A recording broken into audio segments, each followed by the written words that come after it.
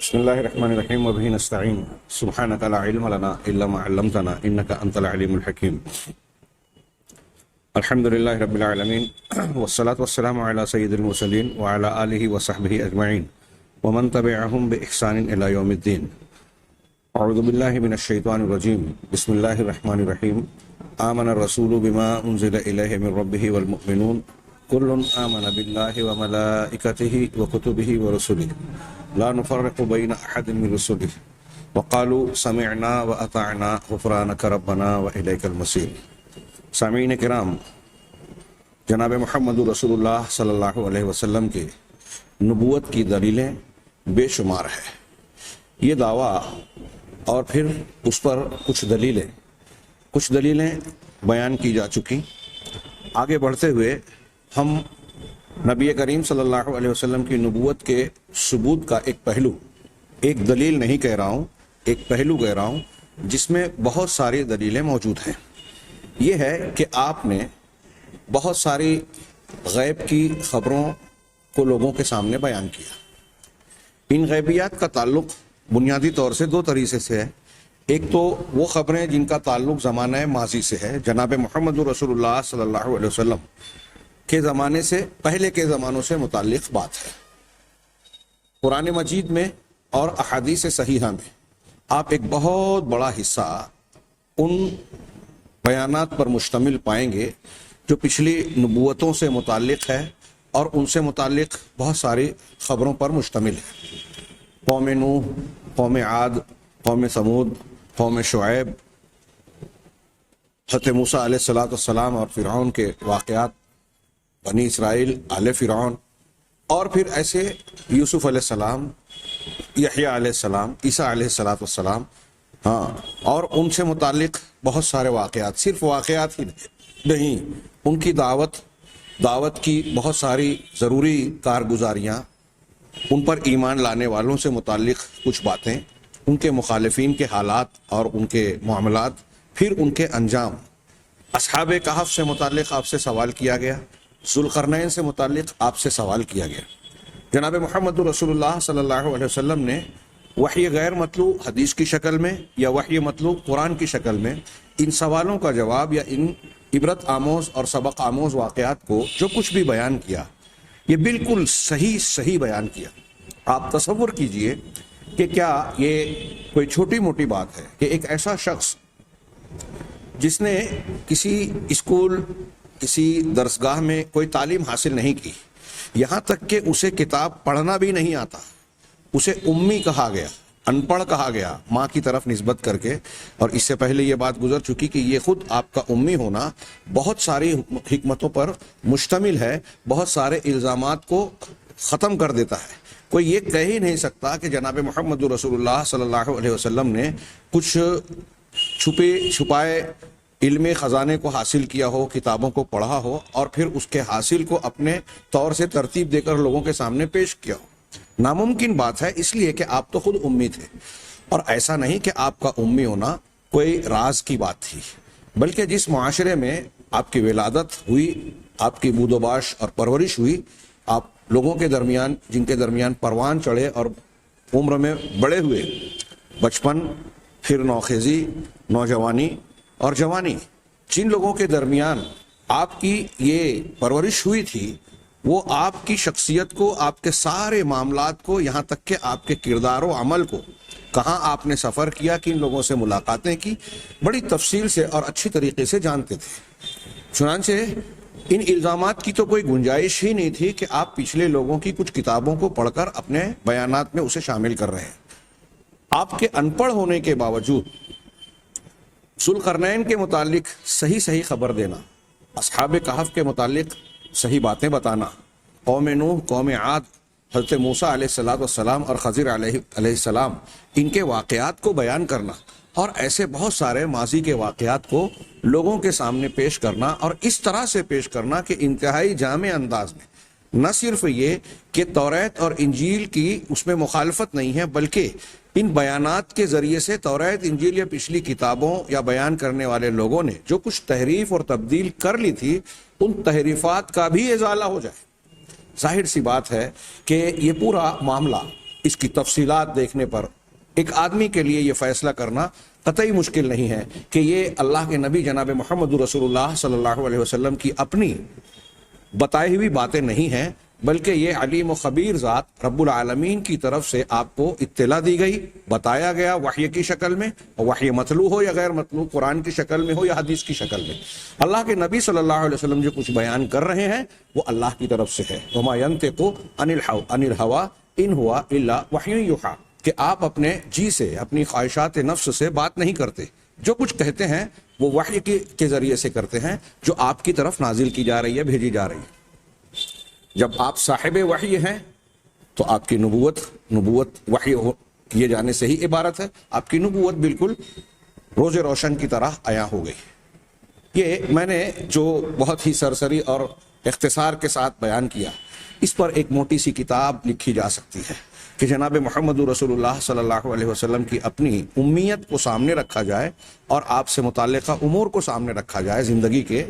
پھر اس کے بعد آپ کی بیان کردہ ماضی کی خبروں کو پرکھا جائے، جانچا جائے۔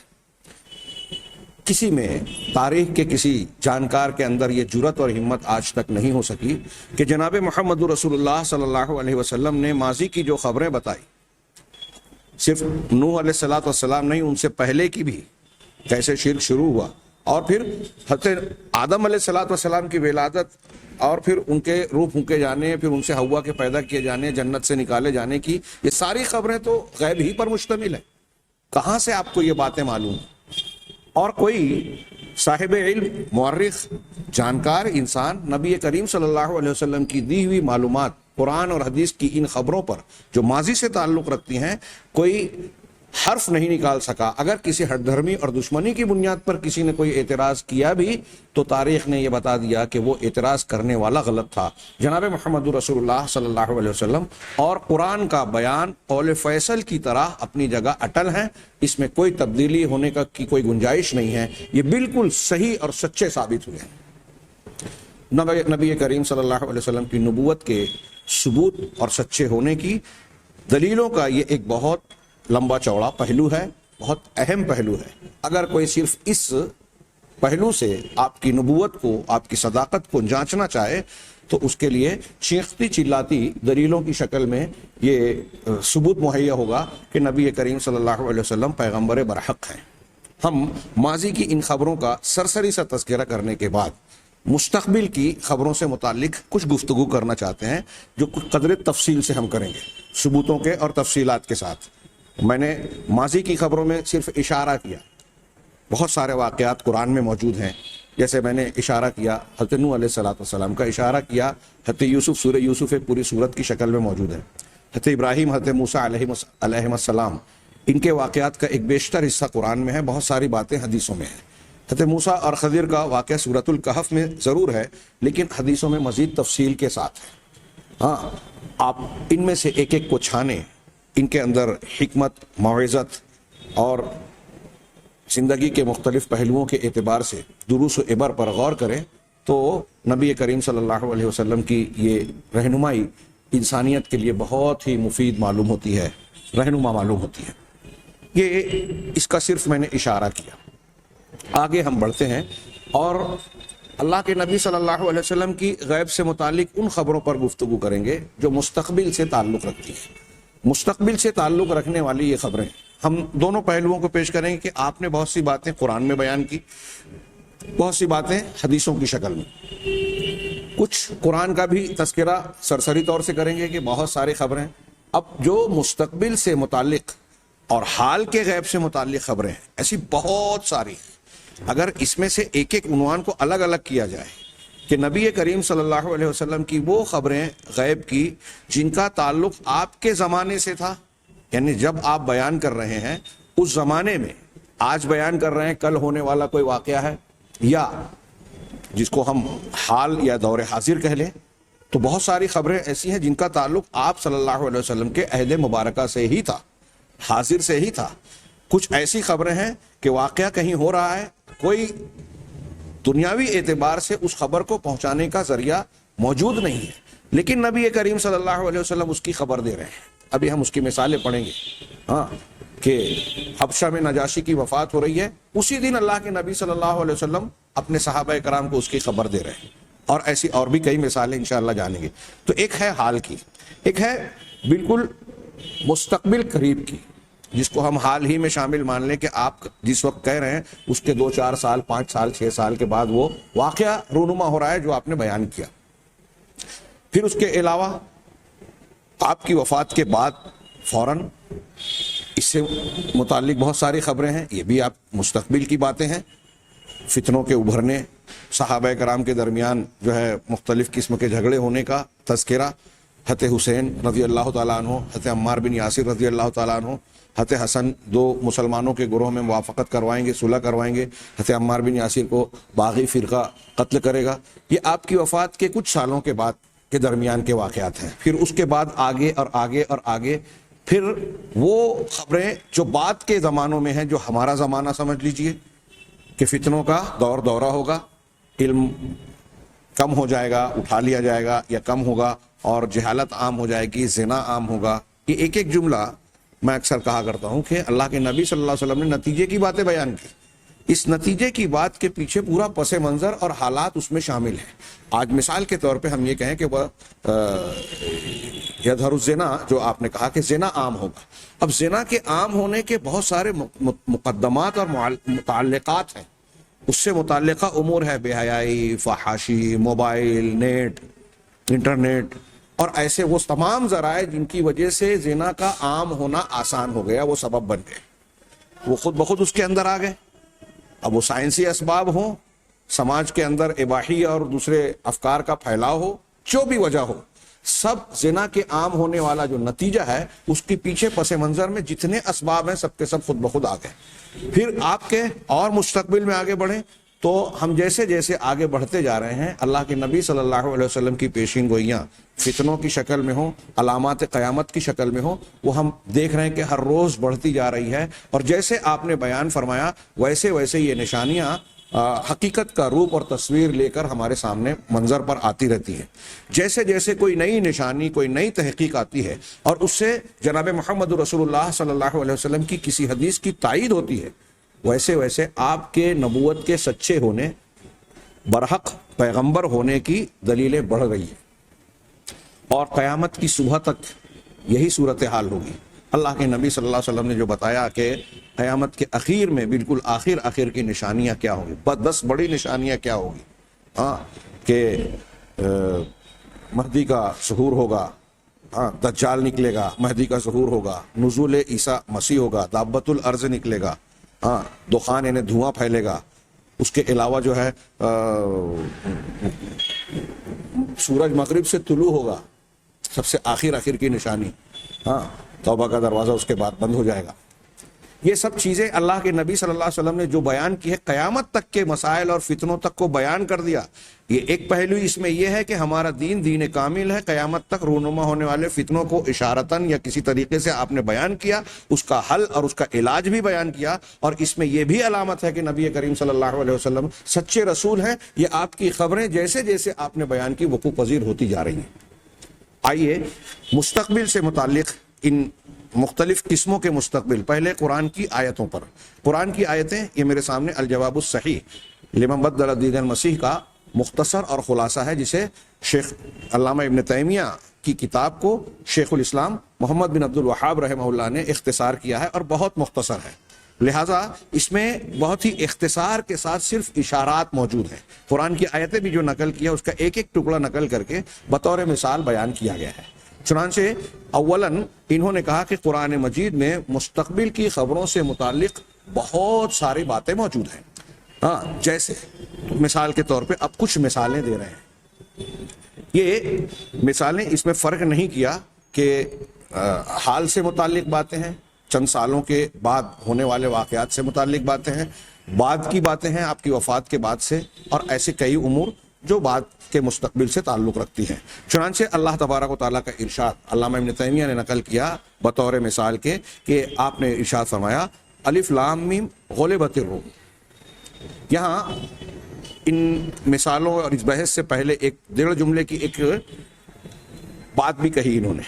علامہ ابن تیمیہ نے، کہ اللہ کے رسول صلی اللہ علیہ وسلم کی جو آیات ہیں، آپ پر نازل ہونے والی آیات اور نشانیاں، یہ دو طریقے کی ہیں۔ والآیات اما من باب العلم والخبر والمکاشفات، کہ جو نشانیاں ہیں نبی کریم صلی اللہ علیہ وسلم کی، وہ یا تو علم، خبر اور مکاشفات کے باب سے ہے۔ مکاشفہ یعنی جو چیز چھپی ہوئی ہے اس کو ظاہر کر دینا، کشف۔ اللہ کے نبی صلی اللہ علیہ وسلم کو بتایا گیا اور آپ نے اس کو جانا، آپ نے اس کی خبر دی، اس کا علم حاصل ہوا اور آپ نے لوگوں کو بتایا۔ تو ایک تو اس قسم کی ہے، ایک ہے یا پھر وَإِمَّا مِن بَابِ الْقُدْرَةِ وَالتَّأْثِيرِ وَالتَّصَرُّفِ، یا پھر قدرت، تاثیر اور تصرف کے باب سے، یعنی ایسی چیزوں کا ظہور نبی کریم صلی اللہ علیہ وسلم کے ہاتھوں پر جو کسی انسان اور کسی جن یا کسی بھی مخلوق کے دائرہ قدرت میں نہیں ہے۔ اب ایسی چیز کا آپ کے ہاتھ پر، آپ کے ذریعے سے ظاہر ہونا، اس بات کی دلیل اور ثبوت ہے کہ یہ چیز آپ نہیں کر رہے ہیں، بلکہ آپ کی تائید میں رب العالمین اللہ تبارک و تعالیٰ کر رہا ہے۔ اشارہ کرنے سے چاند کے دو ٹکڑے ہو جانا، یہ ایک معجزے کی شکل میں، یعنی یہ معجزات کی باب میں ہم پڑھیں گے۔ تو قدرت، تاثیر اور تصرف کا جو پہلو ہے وہ معجزات کے ضمن میں آئے گا۔ اللہ کے نبی صلی اللہ علیہ وسلم، حضرت عیسیٰ علیہ السلام قم باذن اللہ کہہ رہے ہیں، مردہ جی اٹھ رہا ہے۔ تو یہ قدرت اور تاثیر کی کے پہلو سے، اس باب سے تعلق رکھنے والی یہ نشانیاں ہیں معجزات کی۔ ہاں، اور دوسری یہ کہ یہ نشانیاں علم اور خبر سے متعلق ہیں۔ ہم اس وقت علم اور خبر سے متعلق مستقبل کی خبروں کو جاننے کی پر نظر ڈال رہے ہیں۔ اللہ تبارک و تعالیٰ کا ایک فرمان ہے، الف لام میم غلبت الروم فی ادنی الارض وہم من بعد غلبہم سیغلبون فی بضع سنین۔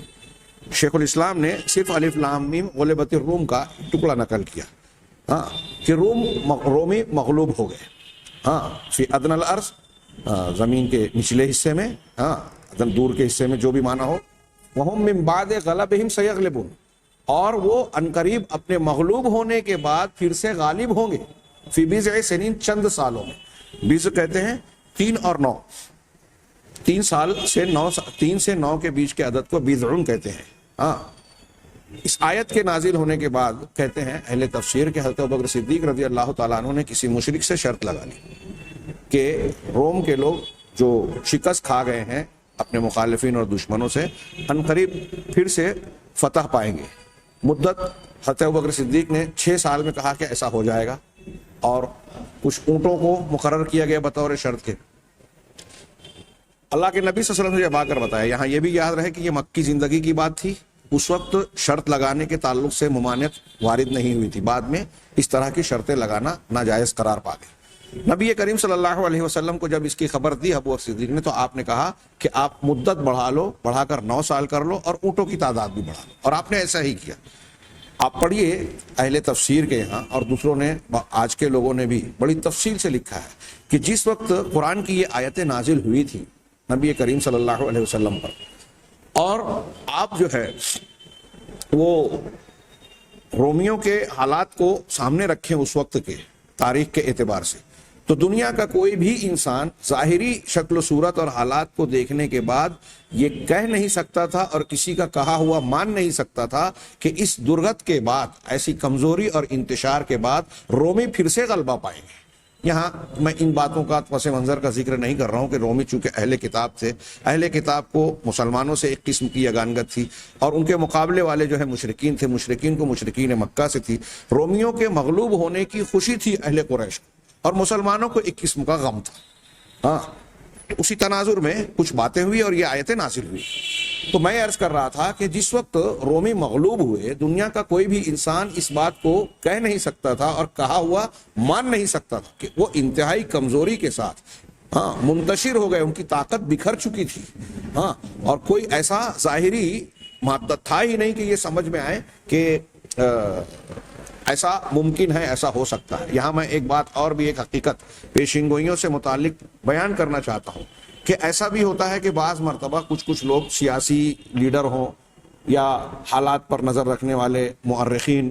اور اس سے متعلقہ کچھ امور کو کے جانکار، کچھ باتوں کے سلسلے میں یہ کہتے ہیں کہ عنقریب ایسا ہو سکتا ہے۔ ہمارے کہتے ہیں کہ ہندوستان پاکستان جب الگ ہوا تو مولانا ابوالکلام آزاد نے کچھ باتیں کہی تھی کہ اگلے 25 سال کے اندر یہ ہو سکتا ہے، یہ ہو سکتا ہے، ہاں، مشرقی پاکستان اور مغربی پاکستان الگ ہو جائیں گے، 15 سال 25 سال جو بھی کہا، اور جیسا انہوں نے کہا ویسا ہی ہوا۔ تو کیا یہ پیشین گوئی، یہ اشارے ایسے ہی ہیں جیسے انبیاء کرام علیہ الصلوۃ والسلام کی پیشین گوئیاں اور مستقبل کی خبریں ہوتی تھی؟ ہرگز نہیں۔ دنیا کے سیاستداں، ماہرین، دانشوران اگر کسی قسم کی پیشین گوئی یا اس قسم کی پیش گوئی کرتے ہیں تو اس کی ایک بنیاد یہ ہوتی ہے کہ وہ حالات کے دھارے کو، رخ کو اور کچھ حاضر کی باتوں کو دیکھ کر یہ اندازہ لگاتے ہیں کہ اگر اس طرح کے معاملات ہو رہے ہیں تو ان کے نتائج قدرتی طور پر، فطری طور پر یہی برآمد ہونے والے ہیں۔ ہندوستان پاکستان کی جب تقسیم ہوئی تو مشرقی اور مغربی پاکستان کا جو نقشہ تھا، بیچ میں درمیان میں گیپ، درمیان میں ہندوستان کا حصہ، تو نقشے کے ساتھ تعلق ہی سے لوگوں نے کہا کہ یہ خود نقشہ بے وقوفانہ بنایا گیا ہے، جس میں مشرقی حصے کو مغربی حصہ سنبھال نہیں پائے گا۔ تو مولانا ابوالکلام آزاد کی دوررس نگاہیں اسی بات کو کہہ رہی تھی۔ تو یہ ایک اندازہ ہے جو حالات کے پیش نظر، اس کے دھارے کو دیکھ کر، رخ کو دیکھ کر بولا جاتا ہے۔ بدلی دیکھ کر ایک آدمی کہتا ہے کہ بارش ہونے والی ہے لگتا ہے، اور بارش ہو گئی، تو یہ اس کی پیشین گوئی نہیں کہلائے گی۔ ہاں، یہ ایک اندازہ ہے جو کبھی کبھی صحیح ہوتا ہے، کبھی کبھی غلط بھی ہو جاتا ہے۔ اندازے غلط بھی ہوا کرتے ہیں، جیسے ہمارے یہاں نجومی کاہن، کچھ لوگ بولتے ہیں کہ ارے ان کی فلاں بات تو صحیح ہو گئی، تو ان کی کئی باتیں تو غلط بھی ہوئی۔ اگر کسی صحیح بات ہو جانے کی وجہ سے آپ ان کو مان رہے ہو تو ان کی کچھ باتیں جو، بلکہ زیادہ باتیں جو غلط ہو رہی ہیں، ان کی وجہ سے ان کو جھوٹا اور غلط کیوں نہیں کہتے؟ انبیاء کرام علیہ الصلوۃ والسلام کی پیشین گوئیاں ان پیشین گوئیوں اور ان خیالات یا اشارات سے بہت بالکل مختلف ہیں۔ سب سے پہلی بات تو یہ کہ انبیاء کرام علیہ الصلوۃ والسلام حالات کے رخ کو دیکھ کر پیشین گوئی نہیں کرتے، بلکہ جب کرتے ہیں تو بالکل الٹ حالات ہوتے ہیں۔ جیسے اب یہاں دیکھیے، نبی کریم صلی اللہ علیہ وسلم کی وہ پیش گوئی دیکھیے جو آگے ہم پڑھیں گے کہ مدینہ میں احزاب، مشرکین اور ان کے سارے موافقین مل کر مدینہ پر حملہ کرنے کے لیے آ رہے ہیں کہ ان کو نیست و نابود کر دیا جائے مسلمانوں۔ اس کی حفاظت کے لیے مشورے کے بعد اللہ کے نبی صلی اللہ علیہ وسلم نے مدینہ کے گرد میں ایک طرف میں خندق کھودی۔ آپ خود خندق کھود رہے ہیں، اور جس وقت یہ حالات ہیں، مسلمانوں کی مادی اور معاشی کمزوری کا یہ حال تھا کہ بھوک کے مارے صحابہ کرام ہی نہیں، جناب محمد رسول اللہ صلی اللہ علیہ وسلم نے بھی اپنے پیٹ پر پتھر باندھ رکھے تھے۔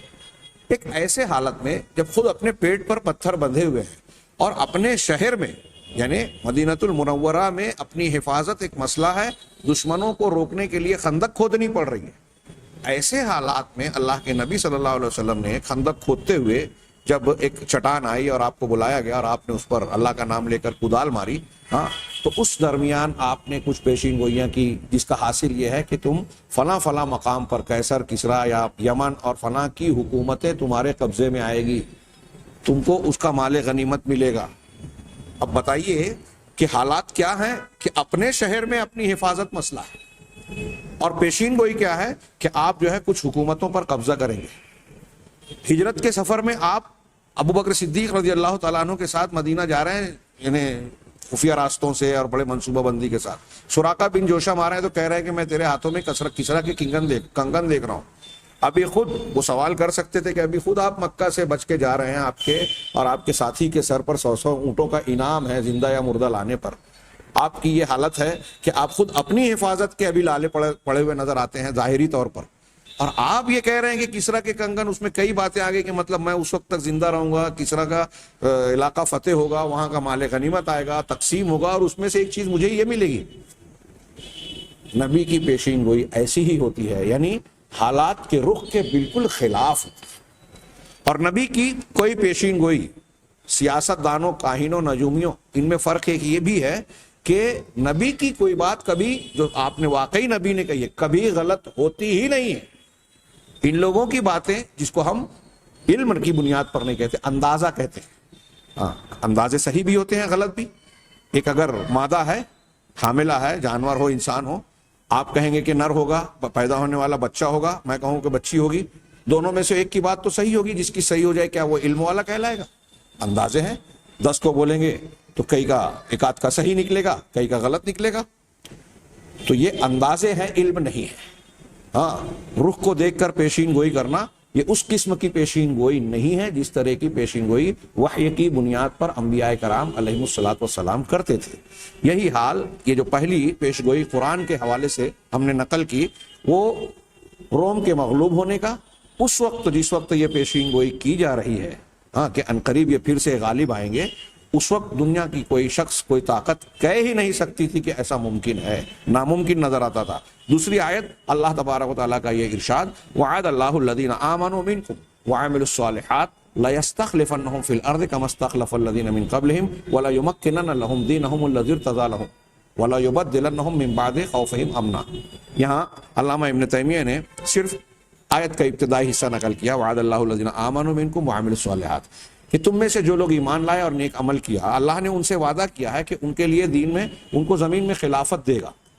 ان کو دین میں قوت اور تمکنت اور غلبہ دے گا، اور خوف کی حالت کو امن کی حالت سے بدل دے گا۔ اہل علم بیان کرتے ہیں اور یہ واقعہ بھی ہوا کہ جس وقت یہ آیتیں نازل ہوئی مسلمانوں کے حالات بڑے کمزوری کے تھے، لیکن زیادہ دن نہیں گزرا کہ